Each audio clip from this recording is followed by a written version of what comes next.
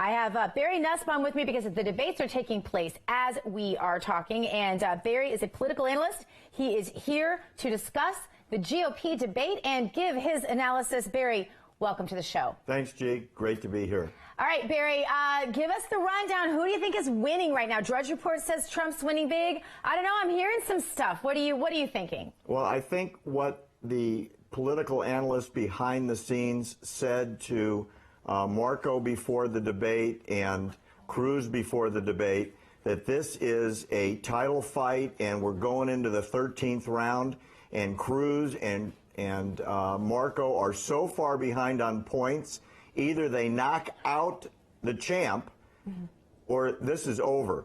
Yeah. We're coming up on Super Tuesday in a couple days, as you mentioned earlier tonight, and if that goes Trump, this is all she wrote, and it's just going to be a competition for vice president, for Secretary of State, and in the case of Dr. Carson, as I've been saying for most of this campaign, in his case, he can be the Secretary of Medicine, because that's probably where he belongs. Yeah. As you can tell by watching, everything is against Donald, and he's literally handling it quite well. Right. Barry, well, to what degree do they have to totally punch him out? Like, do they have to make him look completely minimalized, completely foolish, to just completely lose his temper in order to, in your prediction, win on Super Tuesday?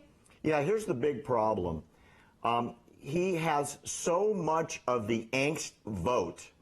Unless he's discredited tonight, he's going to continue to have the disaffected people that have just had it with the political system and are ready for anybody to step in and say, I'm an outsider, I'm ready to do this. I don't see any way for them to do that unless they jump on him and gang up on him literally as a team, and that's pretty much what's been happening tonight. It's everybody versus Trump, with the exception of Carson and Kasich, who stay on the sidelines and are trying to be polite. They're running for vice president, as you can tell. Yes, they're definitely running for something, because I did notice that distinction as well. But Barry, this is my question for you. Trump continues to say he's going to defund Planned Parenthood. He said that in no uncertain terms, but a lot of people are having trouble believing that, because he continues to state mistruths. Not that I'm saying that he's lying, but I'm saying that he maybe doesn't understand that Planned Parenthood does not do mammograms. I don't even think they do pap tests for cervical cancer, as he mentioned tonight. Why does he stay with this path of complimenting an organization that he says he wants to defund? You know, I don't believe, and this may sound a little weird, I don't think he thinks in a linear fashion.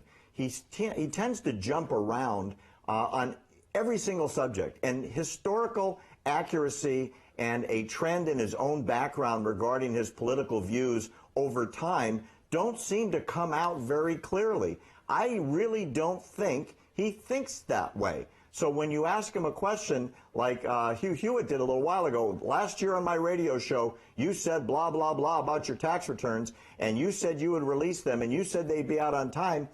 Donald doesn't make a direct answer. He talks about the fact that Hugh doesn't have very good ratings and his show isn't that good. So what does that do? It deflects, it distracts, and Trump goes on to the issues he wants to talk about. But I mean, how are voters supposed to take that? How are voters supposed to trust someone?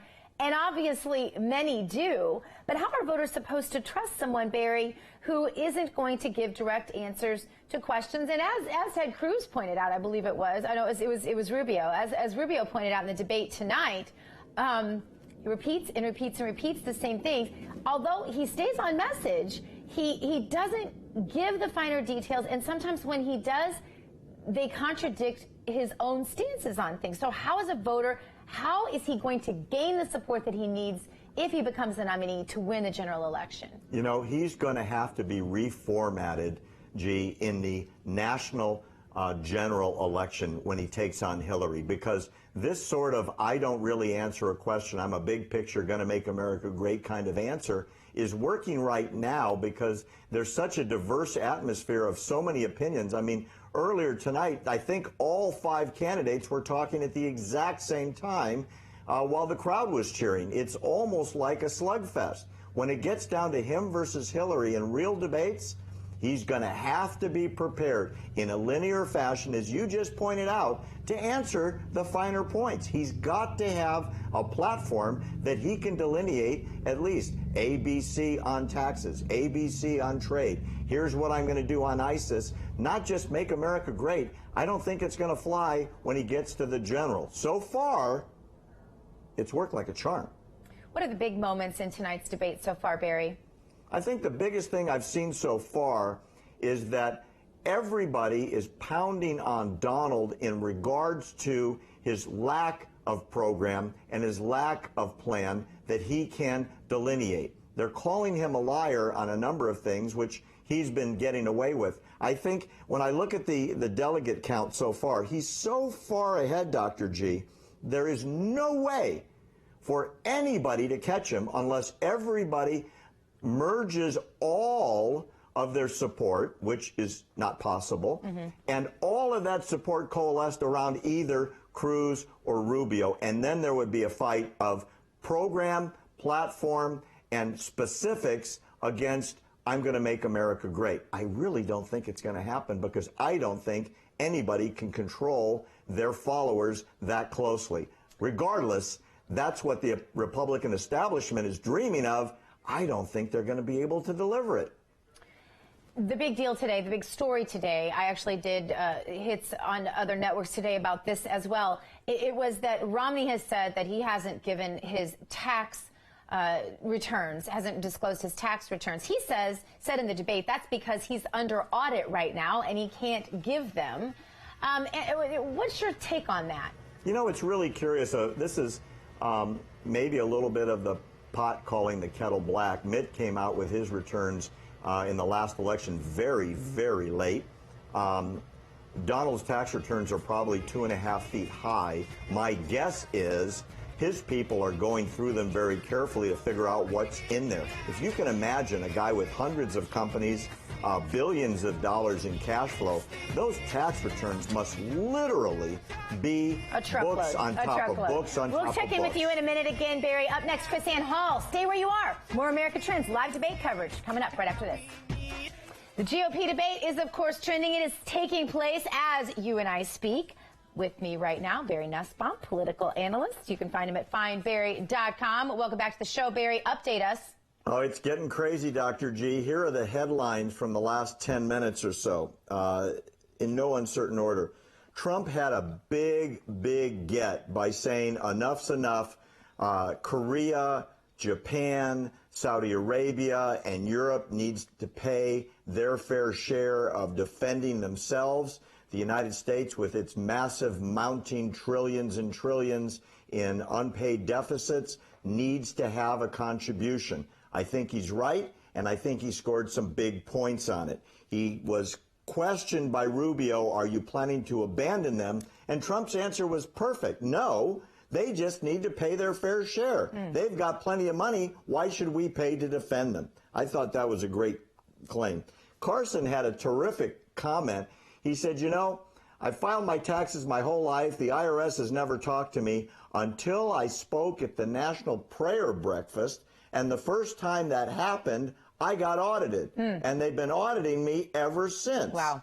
Very curious that the IRS gets used for political agenda purposes. And at the end of his little vignette, Dr. Carson said, and this is why we need to disband the IRS, and he got a standing ovation. Oh, that's awesome. It got interesting on Syria. Instead of pointing out the fact that Obama's red line got erased in the sand on chemical weapons and everything else that Bashar Assad did in slaughtering his own people, all the major candidates attacked the hell out of each other and called each other liars. The only one that really scored points on Syria, Dr. G, was Governor Kasich, who explained why Syria's in the mess they are. Fortunately, all of them agreed on Israel, that Israel needs to be better protected, and they commented on the fact that the Hillary Clinton, John Kerry foreign policy has left Israel abandoned. The story was told by Dr. Carson, that when he was in Israel, every single Israeli told him that he interviewed all over the country a couple months ago, they felt abandoned by the United States. All right. I want to get to a couple of videos because, of course, the issue that Donald Trump put on the map is illegal immigration and building that wall. Let's go to our first clip. Mr. Trump, you want to respond to that? Well, I'm very glad that Ted mentioned Arizona because probably the toughest man on borders is Sheriff Joe Arpaio. And 2 days ago, he totally endorsed me. So thank you. Senator Rubio. Senator Rubio. Well, for Senator Cruz has called your immigration plan amnesty and has an ad out there comparing it to President Obama's. He says both of you support allowing undocumented immigrants legal status here in the United States after a background check, paying a fine, and paying taxes. Are those claims correct? Well, first of all, before we do anything, and I've been abundantly on this, when I'm President of the United States, before we do anything on immigration, we are going to secure the border. And that's not just the physical border with Mexico. It's visa overstays. That's 45% of the problem right there. It also has to do, that's why we need E-Verify and an entry-exit tracking system and so forth. And until that happens, we're not doing anything else. And then we'll see what the American people are willing to support.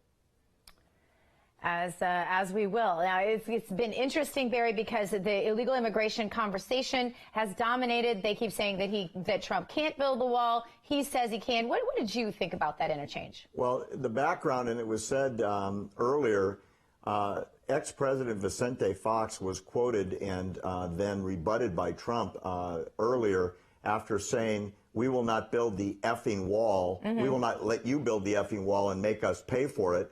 And Trump responded by saying ex-President Fox owes him an apology for cursing in response to the proposal. I think you really hit the nail on the head. And let me tell you what I think is really resonating with the voters is the fact that this entire issue was created solely by one Mr. Donald Trump. Yeah. Before he created it, as you mentioned, it didn't exist. It wasn't in the campaign. Well, and I'm glad you said that because the fireworks continued over this issue, Barry. Watch this. And Donald mentioned, because he mentioned me in his answer, that his position on immigration is what's driven this debate. Well, the truth is, though, that a lot of these positions that he's now taking are new to him. In 2011, he talked about the need for a pathway to citizenship. In 2012, Donald criticized Mitt Romney, saying that Mitt lost his election because of self-deportation. And so even today, we saw a report in one of the newspapers that, Donald, you've hired a significant number of people from other countries to take jobs that Americans could have filled. My mom was a maid at a hotel, and instead of hiring an American like her, you have brought in over 1,000 people from all over the world to fill those jobs instead. So I think this is an important issue. And I think we all realize increasingly that's an important issue for the country that's been debated for 30 years, but finally needs to be solved once and for all. Mr. Trump? Well, first of all, self-deportation is people are going to leave as soon as they see others going out. If you look at Dwight Eisenhower in the 1950s, they started moving people out and the rest of them left. Self-deportation, as I really define it, and that's the way I define it, is you're going to get some to go and the rest are going to go out. As far as the people that I've hired in various parts of Florida during the absolute prime season, like Palm Beach and other locations, you could not get help. It's the up season. People didn't want to have part-time jobs. They were part-time jobs, very seasonal, 90-day jobs, 120-day jobs, and you couldn't get. Everybody agrees with me on that. They were part-time jobs. You needed them, or we just might as well close the doors because you couldn't get help in those hot sections of Florida. All right, Barry, what do you make of that? I thought that was a terrific response, actually, by the Donald. He handled it very well. He could have added, I also employ 150,000 people worldwide, which would have made it even a better answer. But, you know, hindsight's 20/20, especially when we're watching from the sidelines. He did say that at some point. It wasn't perhaps in that interchange, but he did say, I remember hearing him make that point. Yeah, I thought he had a terrific answer, Dr. G, and I happen to agree with him on that point. Seasonal workers, you get them where you can find them, whoever is in the labor force, and I thought he did a pretty good job of it. Keep in mind, as these guys start to drill down on policy, the big picture answers, which Donald specializes in, are the ones that are going to carry the day. People understand He wants illegals out, and he wants people legal, and he doesn't want anyone else coming in that shouldn't be here. He owns that issue. He does. And I think some people think that if that doesn't happen, it doesn't matter if you're pro-life. It doesn't matter who you want for the Supreme Court. It doesn't matter what happens to Israel, because the United States of America will cease to exist without somebody standing strong on that wall issue. And I think that is his leverage issue with the rest of these candidates, and I think that's what makes him relatively unstoppable at this point. Now, Donald Trump had some real zingers tonight. He's always the most entertaining of the folks in the debates, and he did not pull any punches tonight either. He managed to get right back in their faces. So going now back to our analyst, Barry Nussbaum, tell us what has happened. Well, we had a couple of very interesting things, and we might even have this video. I hope we do, from Jason. There was a very weird question from the Telemundo journalist who asked Donald Trump, you're going to build a wall on the Mexican border. Why not build a wall on the Canadian border? As she put it, isn't that like closing the front door and leaving the back door open? And Trump just knocked it out of the park when he answered her by saying simply, the problems are coming across the Mexican border. That's where the drugs are coming in. That's where the terrorists will come, and that's where the criminals are. I just killed in New Hampshire. They're worried about heroin, and the heroin doesn't come from Canada. Yeah. He really killed on that one. Yeah. Well, real quick, I want to go to that because we have that clip. Go ahead. Mr. Trump, you have been very vocal about securing the Mexican border, but ISIS has called upon its supporters to conduct attacks in our neighbor to the north, Canada.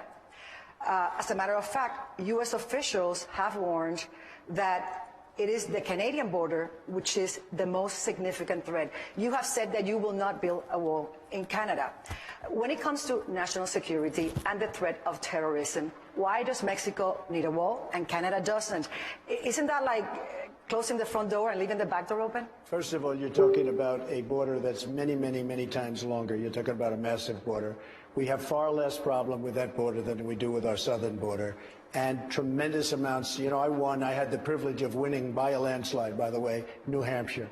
You go to New Hampshire, the first thing they talk about is heroin and drugs pouring in. And you wouldn't think this beautiful place is beautiful with the trees and the roads and the countryside. Their biggest problem is heroin. And it's such a shame to see it. They're pouring in from the southern border. So I'm talking about great security. I'm talking a wall that can absolutely be built, and I'll build it on time, on budget. It'll be a very high wall, a great wall. It's going to be built. It's going to be paid for by Canada, by the way. It's going to be paid for. Maybe I'll get Canada paid. Going to be paid for by Mexico. The problem with Canada, you're talking about a massively long piece. You're talking about a border that would be about 4 times longer. It would be very, very hard to do, and it is not our biggest problem. I don't care what anyone says. It is not our big problem. Our problem is not only people coming in, and in many cases the wrong people, it's the tremendous amount of drugs that are coming in. And terrorists. I sort of wish he'd mentioned terrorists too, Barry, but what's your take on that? I thought he killed it. It was obviously a loaded question coming from someone that was trying to embarrass him, and he handled it perfectly. And I think the voters that watch tonight are going to get that fact. He literally showed the question for what it was, and if you're scoring the points, that's a big one in the Donald's corner. All right. So was there anything in terms of a winner that was clear in tonight's debate, Barry? You know what's interesting, G? The way each one of the candidates wrapped up in their 1 minute last sentences, that sort of characterized the way the debates were. Dr. Carson said, showing his hands, these are the hands that have saved many lives, put the job in my hands. He didn't win any points. Kasich said, very smartly, I beat Hillary by 11% more than anybody. I thought that was great. Rubio said, let's Sorry, end Barry, we're going to have to leave it there. Okay. We are so out of time. And we thank you for joining us, and join us again tomorrow. This is America Trends, and you keep trending, America.